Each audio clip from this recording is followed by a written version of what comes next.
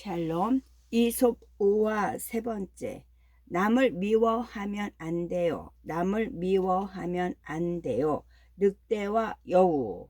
아이고 죽겠다. 내가 왜 이럴까. 습속 동물 중에 왕인 사자가 큰 병에 걸렸죠. 사자는 온종일 동굴 속에 누워 끙끙 앓고만 있었습니다. 사자가 병에 걸려 앓고 있다는 소문은 금세 숲속에 퍼졌어요. 그러자 숲속에 사는 동물들이 하나 둘씩 사자에게 병문안을 오기 시작했어요. 늑대와 멧돼지, 노루와 사슴, 다람쥐와 토끼 등 숲속에서 사는 동물 중 사자를 찾아오지 않은 동물이 없었지요. 그들은 모두 사자의 병을 걱정하며 빨리 병이 낫기를 기원했지요. 그런데 이런 일에는 가장 먼저 나타나는 여우가 웬일인지 보이지 않았어요. 여우에게 매번 골탕을 먹었던 늑대가 머리를 재빨리 굴렸어요. 이거 참 좋은 기회다. 늑대는 사자에게 다가가 여우의 흉을 보기 시작했어요. 아직 여우가 오지 않는 걸 보면 여우는 사자님을 왕으로 생각하지 않는 것 같습니다. 그렇단 말이지. 늑대의 말에 사자는 단단히 화가 났어요. 그런데 이때 마침 여우가 나타났어요. 사자는 여우를 보자마자 장뜩 화를 냈어요. 네 이놈 여우야. 네가 정말 그런 생각을 하고 있단 말이지. 오기 전에 늑대가 하는 말을 모조리 들은 여우는 어깨를 장뜩 움츠리며 둘러대기 시작했어요. 그럴 리가 있나요? 제가 늦게 온 건 다 이유가 있어서입니다. 여우는 억울하다는 듯 눈물까지 쥐어짜며 사자에게 하소연했어요. 제가 늦게 온 이유는 사자님의 병을 낫게 하는 방법을 알아보기 위해서였으니 용서해 주세요. 그래? 그런 병을 낫게 하는 방법을 알아왔단 말이야. 그럼요. 바다에 사는 거북이가 친절히 가르쳐 주던걸요. 사자는 화가 대번에 풀어져 부드러운 목소리로 여우에게 물었어요. 어떤 방법인데? 사자는 귀를 쫑긋 세웠고 여우는 옆에 있는 늑대를 한번 흘겨본 뒤 다음 말을 이어갔어요. 그건 말입니다.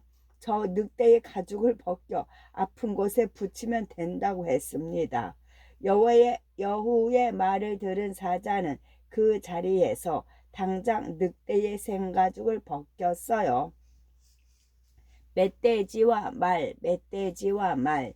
말은 깨끗한 것을 좋아했고 멧돼지는 유난히 지저분했어요. 둘은 한 들판에서 살고 있었는데 말은 늘 멧돼지에게 불만이 있었어요. 풀밭을 더럽게 짓밟아 놓거나 개울물을 온통 흙탕물로 만들어 놓았거든요. 그런 멧돼지를 보고 하루는 말이 버럭 화를 냈어요. 넌 왜 그렇게 더러워? 좀 깨끗할 수 없니? 멧돼지는 멀뚱히 말을 쳐다보다 시큰둥하게 대답했어요.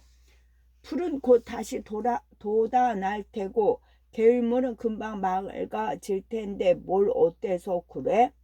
그렇게 말하고선 멧돼지는 아무렇지도 않다는 듯 다시 풀을 마구 헤치는 게 아니겠어요. 넌 정말... 말은 단단히 화가 났어요. 말은 그 길로 당장 사냥꾼을 찾아갔어요. 사냥꾼님, 저 멧돼지를 좀 잡아가세요. 사냥꾼은 그 말을 듣고 좋아했어요. 네가 나를 도와주면 멧돼지를 잡을 수 있지. 제가 어떻게 도와주면 되나요? 그건 간단해. 사냥꾼은 말에게 굴레를 보여주며 다시 말했어요. 이 굴레를 네가 쓰고 멧돼지에게 달려가면 내가 쉽게 잡을 수 있을 거야. 좋아요. 그럼 그렇게 해요. 그렇게 해서 말은 사냥꾼을 태워 멧돼지를 잡는 데 성공했어요. 그런데 사냥꾼은 멧돼지를 잡고 나서도 말을 놓아주지 않았어요. 굴레가 씌어 있었기 때문에 말은 도망갈 수도 없었어요. 그때야 말이 후회해 봤지만 이미 엎질러진 물이었지요. 아, 내가 벌을 받는구나. 결국 말은 멧돼지를 미워하다 자기까지 잡히는 신세가 되고 말았어요. 가시 돋친 마음엔 나도 찔릴 수 있어요. 가시 돋친 마음엔 나도 찔릴 수 있어요. 사자에게 잘 보이려 여우의 험담을 한 늑대도, 지저분한 멧돼지가 보기 싫어 사냥꾼을 찾아간 말도 결국은 저 자신이 먼저 덫에 걸려들고 난 후에야 후회했지요. 누군가를 미워하면 내 마음도 편하질 않습니다. 그 친구도 나를 미워하진 않을까 걱정을 해야 하고, 그 친구에게 골탕을 먹이기 위해 호시탐탐 귀에도 노려야 하지요. 그러면서 점점 웃을 일도 없어지고 친구들도 하나씩 줄어들기 시작합니다.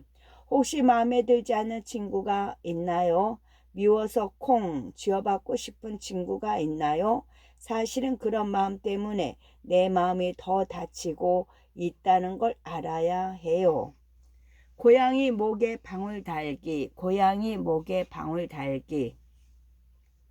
많은 쥐가 한자리에 모여 회의를 하고 있었습니다. 어떻게 하면 고양이에게 괴롭힘을 당하지 않을까 서로 의논을 하기 위해서 모인 자리였지요. 의회장 벽엔 고양이를 물리치자, 고양이는 우리의 원수라는 편말이 여기저기 붙어 있었죠. 여러분, 우리의 부모, 형제, 그리고 이웃들이 고양이에게 잡아먹혀 돌아오지 않고 있습니다. 우리도 이제 가만히 있을 수가 없습니다. 회장 쥐의 말이 끝나기가 무섭게 거기 모인 많은 쥐가 소리 높여 외쳤습니다. 오라요 오라. 맞습니다. 고양이를 물리쳐야 합니다. 그러자 회의장 단상 위에 있던 회장 쥐가 수많은 쥐를 둘러보며 말했습니다. 고양이를 몰아내야 우리가 편히 살 수 있다는 건 다 아는 사실입니다. 그런데 어떻게 해야 고양이를 몰아낼 수 있을까요? 회장지가 이렇게 말하자 시끄럽던 회의장은 갑자기 찬물을 끼얹은 듯 조용해졌습니다. 서로 눈치를 살피던 중에 한 젊은 쥐가 손을 들고 의견을 말했지요. 때를 지어 공격하면 어떨까요? 우리의 희생도 따르겠지만 고양이도 놓치지 않을까요? 고양이도 도망치지 않을까요? 회장지가 그 말을 듣고 얼굴을 찌푸렸습니다. 글쎄, 그런다고 고양이가 겁을 먹을까요? 오히려 이건 웬 떡이냐 하며 좋아하지 않을까요? 이번엔 다른 쥐가 나섰습니다. 실제로 우리가 고양이를 물리칠 방법은 없으니 우리가 몇 마디씩 조를 짜 망을 보면 어떨까요? 망을 보다니요. 고양이를 감시해야 한다는 말이지요. 망을 보는 동안 다른 쥐들이 먹이를 구하면 되지 않을까요? 회장쥐는 잠시 고민하는 것 같았으나 곧 고개를 절레절레 흔들었습니다. 그는 큰 한숨을 내쉬며 말했지요. 그것도 좋은 방법이 아닌 것 같습니다. 고양이란 놈은 워낙 말라서 우리가 망을 본다고 해서 고양이가 덮치는 것을 피할 수 없을 것 같아요. 여기저기서 이런저런 말들이 나왔지만 모두 별 소용이 없는 의견들이었습니다. 그러자 회의장엔 깊은 한숨과 걱정스러운 소리만 가득 흘러 나왔죠. 그때 회의장 앞으로 나서던 쥐가 있었습니다. 다들 별 결정을 다 하는군. 내게 마침 좋은 생각이 있는데 말이야. 평소 잘난 체하는 쥐였지요. 그 쥐는 앞에 서서 여러 쥐를 바라보며 말을 이었습니다. 내가 고양이를 피할 수 있는 좋은 방법을 알려주지. 순간 회의장은 조용해졌습니다. 모두 귀를 쫑긋 세우고 그 쥐의 입만 쳐다보았지요. 간단해. 고양이 목에 방울을 다는 거야. 고양이 목에 방울을. 그렇지. 그러면 고양이가 움직일 때마다 소리가 날 거고 우리가 그 소리를 들으면 피하면 되지 않겠나. 이 말을 들은 쥐들은 모두 손뼉을 치며 기뻐했습니다. 정말 그럴듯했거든요. 잘난 체 잘하는 쥐의 어깨는 더욱 으쓱해졌습니다. 그런데 그때 회의장 구석에서 이런 소리가 흘러나왔습니다. 하지만 대체 누가 고양이 목에 방울을 달겠나? 가장 나이가 많은 쥐의 말이었습니다. 이 말에 쥐들은 아무 말도 하지 못하고 서로 얼굴만 쳐다볼 뿐이었지요. 의견을 낸 네가 그 일을 하면 좋겠구나. 나이 많은 쥐의 말에 잘난 체하는 쥐는 얼굴이 빨개진 채로 꽁무니를 뺐습니다. 제가 언제 한다고 했나요? 실행할 수 없는 일이면 아무리 좋은 방법이라도 다 소용이 없는 법이야. 아무리 좋은 계획도 실천하지 않으면 소용없어요. 아무리 좋은 계획도 실천하지 않으면 소용없어요. 무슨 일을 하겠다고 계획을 세우고 다짐을 하는 것은 매우 좋은 일입니다. 한 걸음 더 발전할 수 있는 계기가 되니까요. 하지만 그 계획이 실천에 옮겨지지 않는다면 어떨까요? 괜히 계획하느라 시간만 낭비한 셈이 되겠지요. 새해가 되었거나 방학이 시작될 때 우리는 몹시 설렙니다. 새로운 계획도 세우고 그 계획을 지키리라 굳게 다짐도 하지요. 하지만 하루가 지나고 이틀이 지나면서 굳게 먹은 마음은 어디로 가고 슬슬 게을러지기 시작해요. 고양이 목에 방울을 달지는 멋진 계획을 세워놓고도 고양이 목에 방울을 달자는 멋진 계획을 세워놓고도 실천에 옮기지 못하면 아무 소용이 없답니다. 지키지도 못할 거창한 계획보다는 실천 가능한 계획부터 차근차근 세워보세요. 작은 것부터 하나씩 실천해 나가면서 조금씩 더 큰 계획을 세워 나가는 것이 바람직합니다. 크고 거창한 계획보다는 실천에 옮길 수 있는 계획이 훨씬 좋답니다. 지혜로운 동물 이야기, 지혜로운 동물 이야기, 여우의 지혜, 여우의 지혜. 배가 무척이나 고팠던 사자가 어디 잡아먹을 놈이 없나 하며 숲속을 걸어 다니고 있었죠. 마침 양이 다가오고 있었어요. 사자는 가만히 기다리고 있다가 잽세게 양을 덮쳤어요. 왜 그러세요, 사자님? 놀란 눈을 크게 뜬 양이 물었어요. 양을 잡아먹기 위해선 사자가 핑계가 필요했어요. 그래서 입을 크게 벌려 양의 코에 대었어요. 내 입에서 어떤 냄새가 나니? 양은 당황했지만 정직하게 말했어요. 아주 고약한 냄새가 나요. 뭐라고 이런 버릇없는 놈. 사자는 불같이 화를 내며 냉큼 양을 잡아먹었어요. 이번에 늑대가 사자의 눈에 띄었어요. 이봐, 늑대야, 이리 와봐. 아이고, 사자님 왜 그러세요? 내 입에 어떤 냄새가 나는지 한번 맡아봐. 방금 양을 잡아먹은 사자의 입에서는 아주 고약한 냄새가 났어요. 하지만 늑대는 코를 킁킁 대고는 시치미를 뗐어요. 아주 향기로운 냄새가 나는 걸로. 뭐라고 이 거짓말쟁이. 사자는 그렇게 말하며 늑대도 잡아먹었어요. 그 다음에 사자의 눈에 띈 것은 여우였어요. 여우, 너도 이리 와봐. 꼼짝없이 잡아먹힐 신세였지만 여우는 정신을 바짝 차렸어요. 내 입에서 어떤 냄새가 나. 여우는 코를 훌쩍 거렸어요. 사자님, 죄송하지만 저는 지금 감기와 함께 큰 병에 걸려서 아무 냄새도 맡을 수 없답니다. 사자는 여우를 그냥 놓아줄 수밖에 없었어요. 재치 있는 대답이 여우를 살린 것이죠. 까치의 지혜, 까치의 지혜. 비가 오지 않아 가뭄 날이었습니다. 며칠 동안 물 한 모금도 마시지 못해 목이 무척 마른 까치가 있었어요. 아, 목말라. 어딜 가야 물이 있을까? 까치는 여기저기 날아다녀 보았지만 어디에서도 물을 찾을 수 없었죠. 정말 견딜 수가 없어. 까치는 허덕이면서도 계속 날아다녔어요. 지금 당장 물을 마시지 못하면 죽을지도 모르겠다는 생각을 하면서요. 그때 들판 한가운데 까치의 눈에 띄는 게 있었어요. 그건 양치기 목동들이 가지고 다니는 물병이었어요. 까치는 얼른 거기에 내려앉았어요. 병 속을 보니 놀랍게도 물이 조금 남아 있었어요. 하지만 병 입구가 너무 좁아 물을 마실 수가 없었어요. 병 속으로 부리가 들어가지 않았거든요. 어떡하지? 어떻게 하면 물을 마실 수 있을까? 병을 굴리면 물이 쏟아질 것이고 물이 쏟아지면 마른 땅에 금세 스며들게 뻔해요. 그렇다면 이걸 어쩐다? 까치는 궁리에 궁리를 더했어요. 그러다 까치는 마침내 훌쩍 날아갔어요. 까치는 입에 작은 돌멩이를 몰고 왔어요. 까치는 입에 작은 돌멩이를 물고 왔어요. 그리고는 병 속에 넣었어요. 그러기를 수십 차례.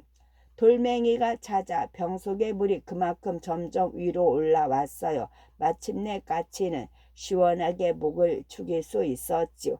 아, 이제 살 것 같다. 까치의 지혜가 병의 물을 마실 수 있게 한 것이었습니다. 공부를 잘 해야만 지혜로운 것은 아닙니다. 공부를 잘 해야만 지혜로운 것은 아닙니다. 책을 많이 읽고 공부를 잘하면 지식이 풍부해지지만 많은 친구와 친하고 여러 가지 경험을 통해서 많은 일을 체험해 보며 실수도 해보고 깨달음도 얻으면 지혜가 풍부해질 수 있습니다. 어떤 일을 도전해 보면서 실수나 실패를 두려워하지 마세요. 실수나 실패는 부끄럽고 창피한 것이 아니랍니다. 그것을 통해 아무것도 느끼지 못하고 배우지 못하는 것이 창피한 것이지요. 무슨 일이든 과감하고 씩씩하게 도전해 본다면 어떤 어려움이 닥쳐도 꿋꿋이 이겨낼 지혜가 생길 테니까요. 세상을 살아가는 데는 풍부한 지식보다는 어려움을 이겨낼 수 있는 지혜가 훨씬 더 필요하다는 것을 잊지 마세요.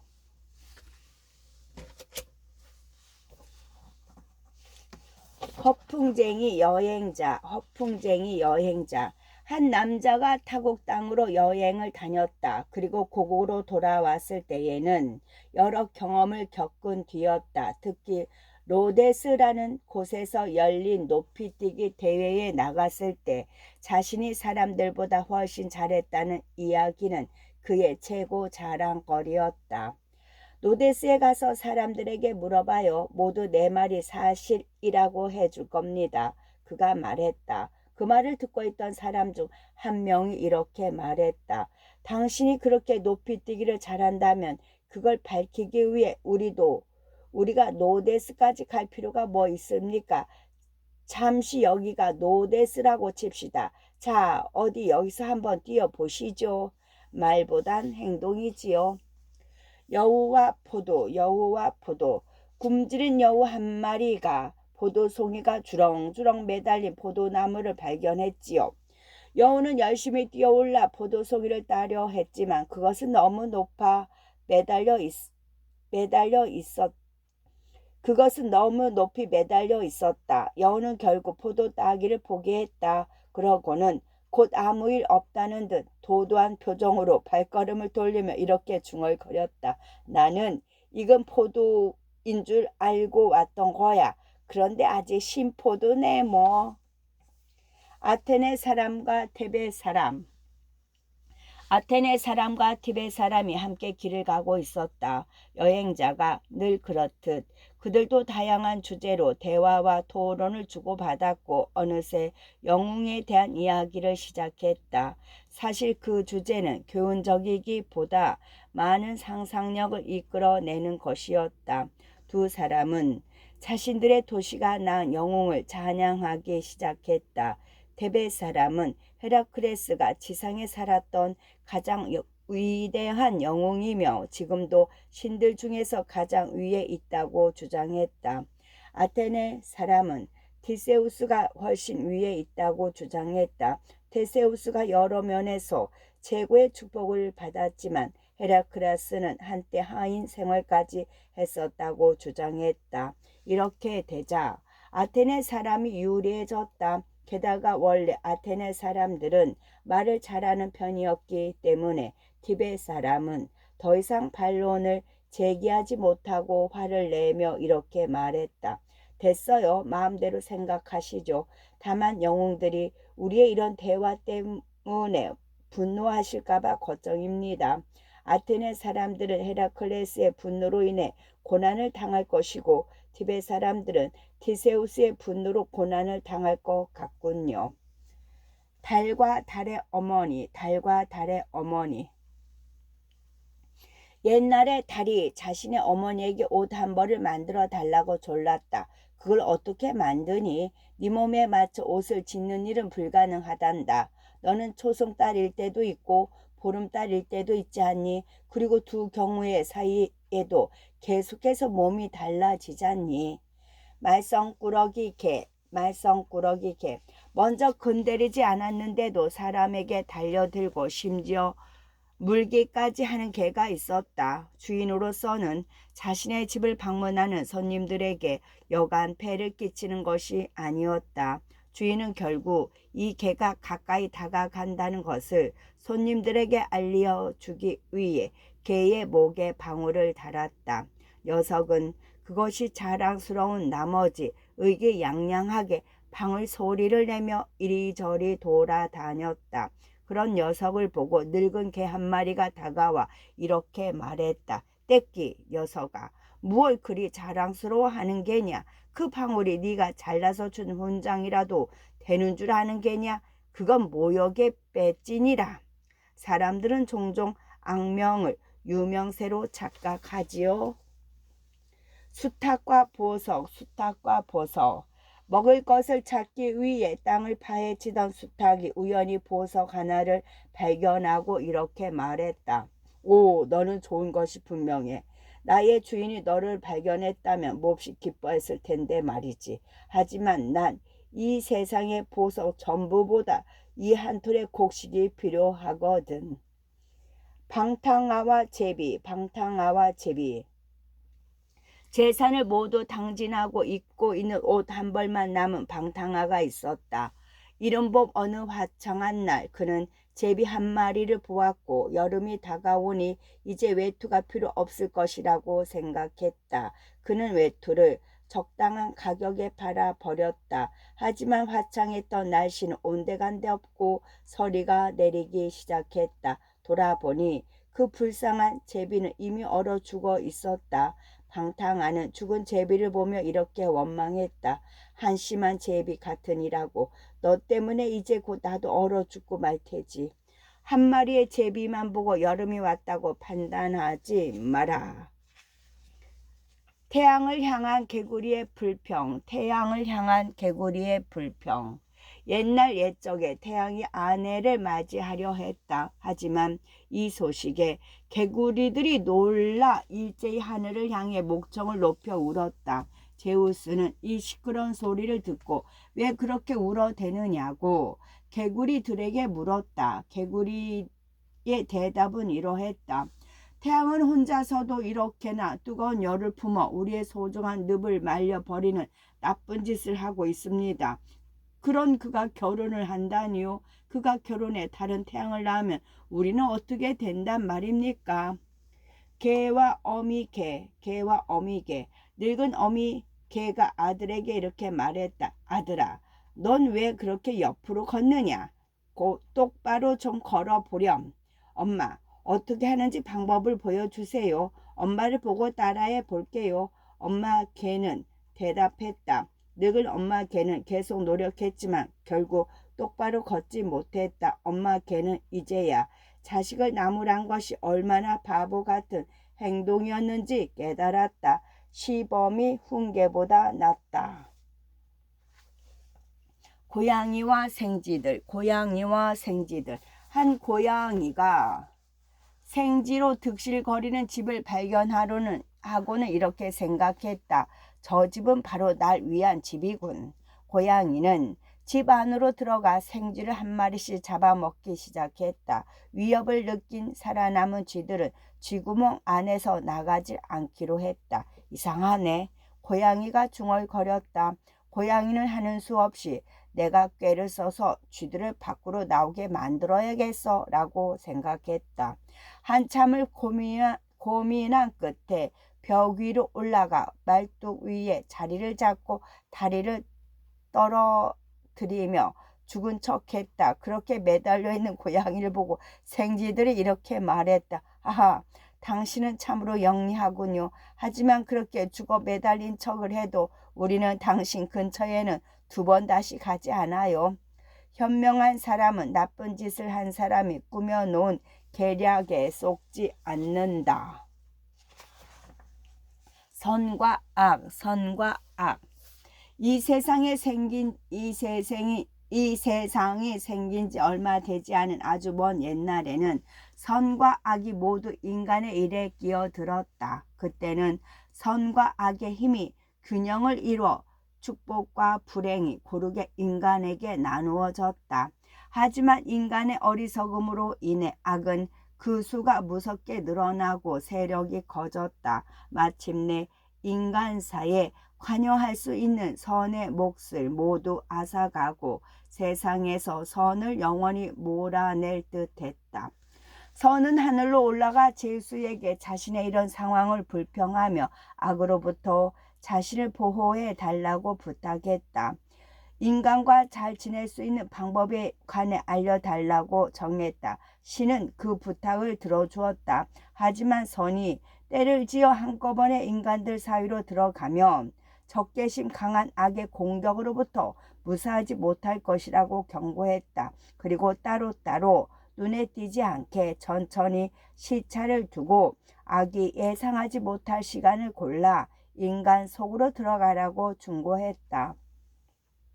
이것이 세상이 악으로 가득 차게 된 이유이다. 악은 자기 마음이 내키는 대로 왔다 갔으며 떠났다 해도 절대 멀리 가지 않는다. 해서 가도다. 선은 한 번에 하나씩만 나타나고 그마저도 하늘에서부터 먼 길을 와야 하기 때문에 우리의 눈에 자주 보이지 않는다. 생쥐들의 해위. 옛날에 생쥐들이 모여 고양이의 공격으로부터 자신들을 지킬 수 있는 방법에 대해 회의를 하고 있었다. 몇 가지 방법에 대해 이야기를 하던 중에 경험이 많은 생쥐 한 마리가 자리에서 일어나 이렇게 말했다. 내게 좋은 생각이 떠올랐소. 여러분이 찬성하고 실천에 옮길 수만 있다면 우리의 안전은 보장될 거요. 고양이에게 방울을 달면 우리는 그 방울 소리로 고양이가 다가오는 것을 알 수 있을 것이요. 이 획기적인 제안에 모든 쥐들이 대찬성했다. 쥐들은 이미 그렇게 하기로 결정한 것처럼 들떠 있었다. 그때 늙은 쥐 한 마리가 자리에서 일어나 이렇게 말했다. 아주 훌륭한 생각이면 틀림없네. 그런데 대체 누가 그 고양이에게 방울을 달지 물어봐도 되겠나? 말과 마부. 옛날에 말의 털을 고르게 빗겨주는데 아주 많은 공을 들이는 마부가 있었다. 그런데 그는 말 먹이로 나오는 귀리를 매우 조금씩 훔쳐 다른 곳에 팔아 이익을 챙겼다. 말은 차츰 건강이 나빠졌다. 결국 참다 못한 말이 마부에게 외쳤다. 만일 제 털이 건강하고 윤기가 났으면 하고 바란다면 빗질은 그만하고 먹을 거나 제대로 주시죠. 농부와 독사. 어느 겨울날 한 농부가 주위에 온몸이 얼고 감각을 잃은 독사 한 마리를 발견했다. 농부는 이 뱀이 불쌍하다는 생각이 들어 자신의 가슴팍에 품어 주었다. 따뜻한 온기에 다시 정신을 차린 독사는 치명적인 이빨을 은인에게 찔러 넣었다. 비참하게 죽게 된 농부는 자리에 누워 이렇게 말했다. 이 모든 게 악한 짐승에게 동정을 베풀었던 내 탓이로구나. 악에게 베푸는 친절은 헛되다.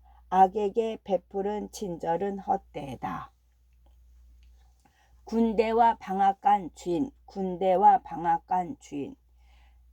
전장으로 군인을 태워 보내던 말이 이제는 늙어서 전쟁터가 아닌 방앗간에서 일하기로 했다. 말은 더 이상 북소리에 맞춰 위풍당당하게 전장을 향해 달리지 못했다. 노예처럼 하루 종일 곡식을 갈아 가루로 만드는 일을 했다. 어느 날 말은 자신의 힘겨운 운명을 한탄하며 방앗간 주인에게 이렇게 말했다. 아, 제 몸을 보십시오. 저도 한때 붉은 성장을 했고 나를 돌보는 것이 유일한 임무인 마부의 극진한 시중을 받던 멋진 군마였습니다. 지금의 전 그때에 비해 얼마나 비참해졌는지요. 전쟁터에 나가기를 포기하고 방앗간에 온 것이 후회됩니다. 과거를 후회한들 무슨 소용이 있냐. 본래 운명은 많은 상승과 하강이 있는 법. 올라가면 올라가는 대로, 내려가면 내려가는 대로 흥망성쇠를 받아들여라. 방앗간 주인의 대답이었다. 사자와 제우스와 코끼리. 사자와 제우스와 코끼리. 사자는 큰 체격과 힘과 날카로운 이빨과 발톱을 가지고 있음에도 불구하고 무서운 것이 하나 있었다. 그것은 바로 수탉이었다. 사자는 수탉 우는 소리를 무서워해 그 소리가 들릴 때마다 도망가기 일쑤였다. 사자는 자신을 그렇게 창조한 신에게 맹렬하게 불만을 표시했다. 신은 말하길 그것은 자신의 잘못이 아니라고 했다. 자신은 사자를 훌륭하게 창조하기 위해 최선을 다했다는 것이다. 만에 하나 그런 결함이 있더라도 사자는 만족해야 마땅하다고 말했다. 하지만 사자는 여전히 마음이 좋지 않았다. 자신이 겁이 많다는 사실이 죽고 싶을 정도로 창피했던 것이다. 이런 와중에 사자가 우연히 코끼리를 만나 이야기를 나누게 되었다. 대화 중에 코끼리가 마치 청각으로 무엇인가를 찾는 듯 귀를 세우는 것을 보고 그 이유를 물었다. 그때 모기 한 마리가 쌩하고 날아갔다. 코끼리가 대답했다. 저 작고 윙윙대는 망할 곤충이 보이지. 저게 내 귀로 들어갈까봐 무서워 죽겠어. 저게 내 귀로 들어가면 난 끝이거든. 사자는 이 말을 듣고 곧바로 기분이 좋아졌다. 코끼리처럼 덩치가 큰 동물이 모기를 무서워한다면 내가 수탉을 두려워한다는 게 그리 큰 문제가 될 건 없겠군. 어쨌든 수탉은 모기보다 10,000배나 더 클 테니까 말이지. 사자가 중얼거렸다. 꾀꼬리와 제비, 꾀꼬리와 제비. 꾀꼬리와 이야기를 나누던 제비가 꾀꼬리에게 충고 하나를 했다. 꾀꼬리더러 나뭇잎으로 만든 둥지를 버리고 이곳으로 와 자신처럼 인간이 지붕을 쳐놓은 집에 둥지를 들고 살라는 것이었다. 나도 너처럼 인간 사이에 끼어 살았던 적이 있어. 하지만 나는 그때 인간의 악행을 너무 많이 봤어. 지금은 인간을 미워하게 되었지. 난 다시는 그들 근처에서 살지 않을 거야. 과거의 고생은 고통스러운 기억이 되어 남는다. 인간과 목상, 인간과 목상. 가난한 사람이 나무로 깎은 신조각상을 가지고 있었다. 그 사람은 날마다 목상을 앞에 놓고 부자가 되게 해달라고 기도했다. 이렇게 기도한 지 꽤 오래됐지만 그는 여전히 가난했다. 결국 지겨워진 그는 목상을 집어들어 벽에다 힘껏 던져버렸고 목상의 머리가 깨져버렸다. 그런데 그곳에서 금화가 쏟아져 나온 것이 아닌가. 그는 금화를 허겁지겁 담으며 이렇게 외쳤다. 이런 늙은 사기꾼 같으니라고. 내가 얘를 갖춰 모실 때는 무시하더니 화를 내고 때리니까 나를 부자로 만들어 주는구나.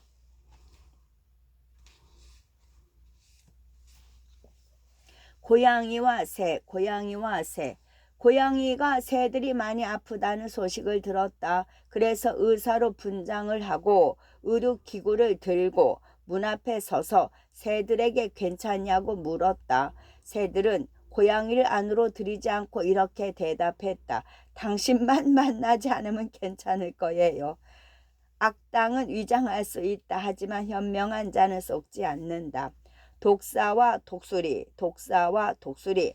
독수리 한 마리가 독사를 공격했다. 그 와중에 독수리는 독사를 발톱으로 꽉 붙잡고 날아올랐다. 독사는 독수리가 감당 못할 만큼 순식간에 독수리를 칭칭 감아 버렸다. 그 두 짐승의 필사적인 몸싸움이 시작됐다. 이 장면을 목격한 시골 사람이 독수리를 도우러 왔고 독사에게서 벗어나도록 도와주었다. 독사는 복수를 하기 위해 그 사람의 컵 속에 약간의 독을 뱉어 넣었다. 사람이 컵에 있던 물을 마시려 하자 독수리가 그 잔을 쳐서 떨어뜨렸다. 내용물은 모두 땅에 엎질러졌다. 하나의 선행은 다른 선행을 받을 자격이 있다. 끝.